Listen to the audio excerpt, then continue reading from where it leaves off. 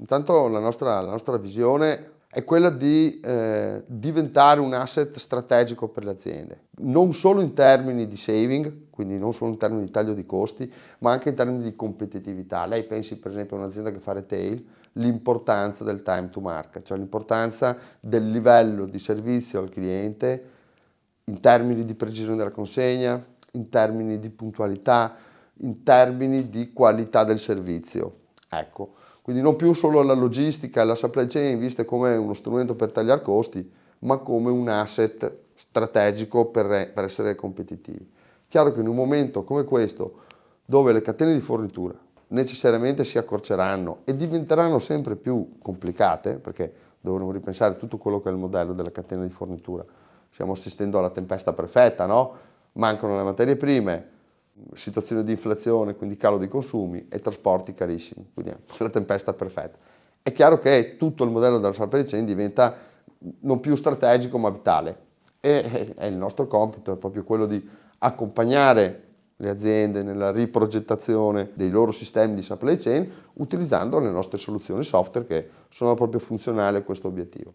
Quali sono le regole per dialogare da un'azienda comunque che è inserita all'interno di un contesto che non è Milano, non è Roma, ma che comunque riesce a dialogare con aziende internazionali e aziende molto importanti? Come venite scelti per questo? Lei ha detto correttamente, il nostro parco clienti sono le più importanti aziende italiane e internazionali. Siamo partner di una delle più importanti multinazionali del mondo che fa della brand reputation la sua arma vincente da sempre. Perché siamo scelti?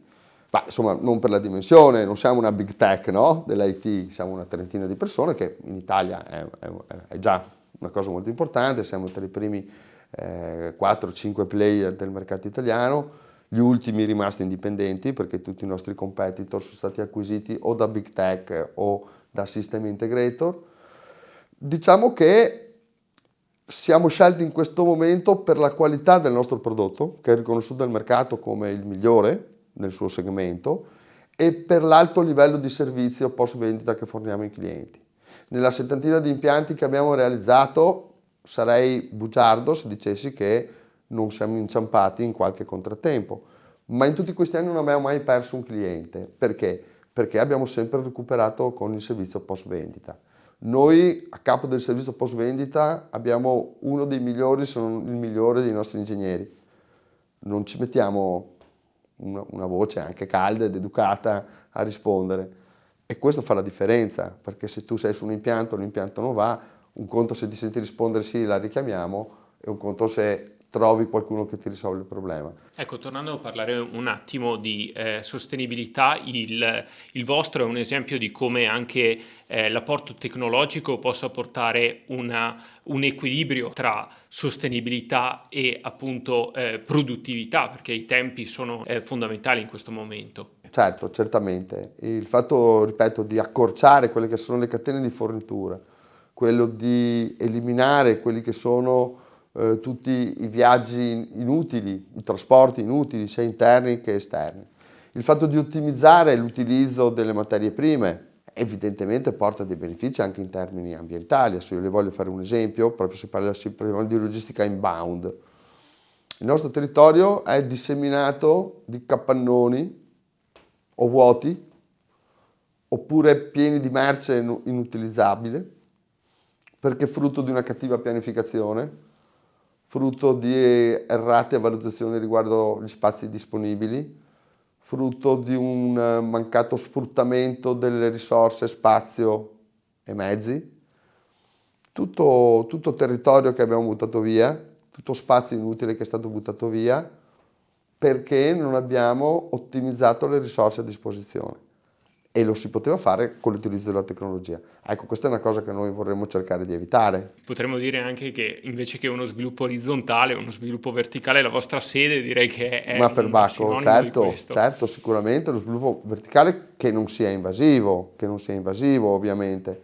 Lo sviluppo dei magazzini verticali è proprio una delle soluzioni che noi proponiamo per evitare di andare a consumare inutilmente troppi metri quadrati. Qualcuno potrebbe aver da ridire sull'impatto ambientale che è sempre la stessa polemica che c'è anche con le pale eoliche.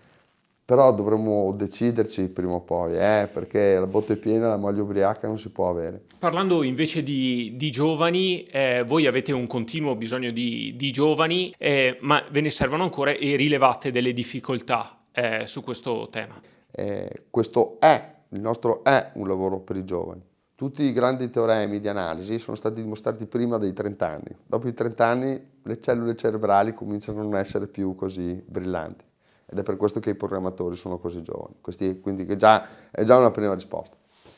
Noi continuiamo a cercare giovani perché io uso questa metafora perché è un progetto italiano che a me ha entusiasmato dopo una sconfitta italiana, quello della Costa Concordia, quindi immettere palloncini, aria da sotto per far emergere le parti sommerse. Ecco, quello che noi cerchiamo di fare. Sempre ragazzi giovani e nuovi che entrano in stesi per far emergere le persone che già ci sono in stesi. Quindi questo è sicuramente. Perciò per noi siamo sempre e continuamente alla ricerca di giovani talenti. Purtroppo c'è un mismatch fortissimo tra domanda e offerta, nel senso che ce ne servirebbero molti di più di quelli che noi si possa trovare. E se questo è un problema in tutti i settori merceologici, nel nostro è veramente eclatante.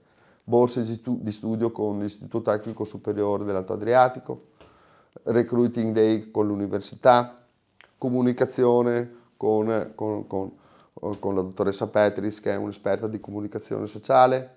Nonostante tutto questo, per noi è veramente la criticità principale, quella di trovare giovani talenti, perché non abbiamo fatto studiare i nostri ragazzi materie tecniche negli anni passati, perché i ragazzi sono poco invogliati a studiare materie tecniche perché le retribuzioni poi non sono all'altezza del mercato.